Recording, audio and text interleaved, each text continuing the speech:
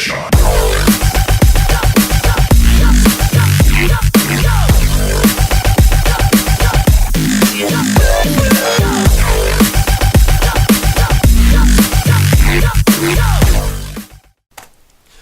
is up, YouTube? I know you've missed me. No videos for an entire week. What have you done? Probably lived on and didn't even realize that I hadn't put out a video, and that's okay. This was my deload week. That's why the videos haven't been coming. I didn't really feel it necessary to produce a video every single day that I did a lift because I really didn't do anything that exciting, except for Monday. Monday, this was bench press. I did 135 for 10 sets of 10. Let me tell you something. 135 gets really, really stupid heavy about 8 sets in.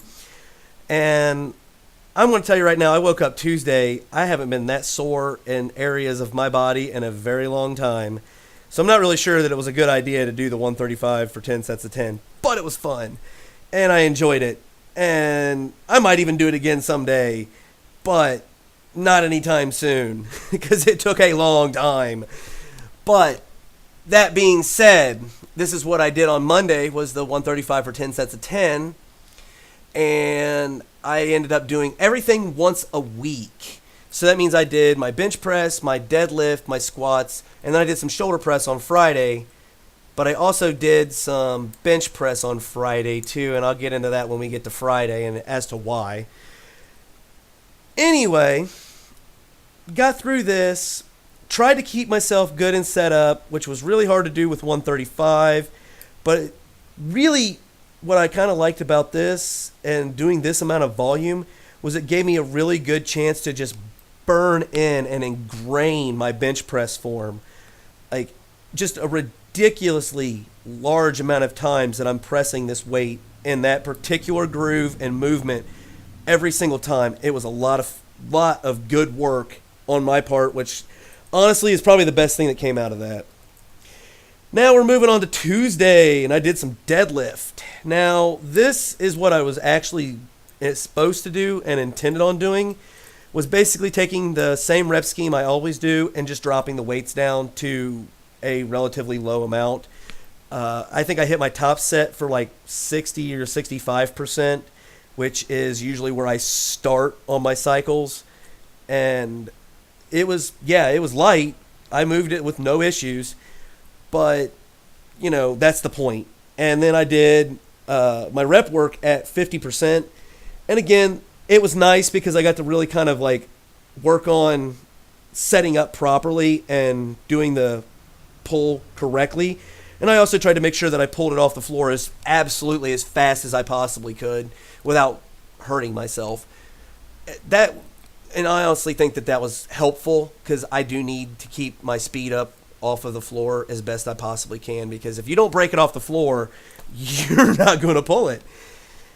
So now we're moving on to Thursday, and Thursday was the day I decided to do squats. It was going to be Friday, but I was itchy to do some squats, and I'm going to say the reason here that I stated earlier that I want to do more frequency is right now. I tried to warm up for my squats. The very first, even remotely, set I did was 135. I always warm up and start with 135 to get myself stretched out, and it sucked. Oh my Lord, did it suck. It was like I was trying to just do squats for the first time ever. My body was just like, what are you doing? You're not supposed to do this. And I'm thinking, I do squats all the time. This should be no problem. I don't know what the deal was, but I do know one thing. If I do squats and deadlifts and all my stuff more frequently, I don't have any issues warming up and being stretched out and ready to go. So that's my theory, and that's what I'm going to do. And from now on, I think at the bare minimum, my deload weeks are going to consist of an upper-lower split, where I do heavy the beginning of the week and light at the end of the week, which basically light by rep work, doing some high volume rep work. Or if nothing else, just going ahead and doing the exact same routine that I do every single week and just reducing the weight, which to me, in back of my mind, is probably exactly where I'll go with it, because I really do enjoy the program. But with the upper lower split, I could add in some bodybuilding accessories and stuff that is a little more fun to do. So I don't know. We'll see how it goes and see what I feel like doing on my next deload, which again will be in 3 weeks. So, oh, and I did do stiff-legged deadlifts on my squat day here.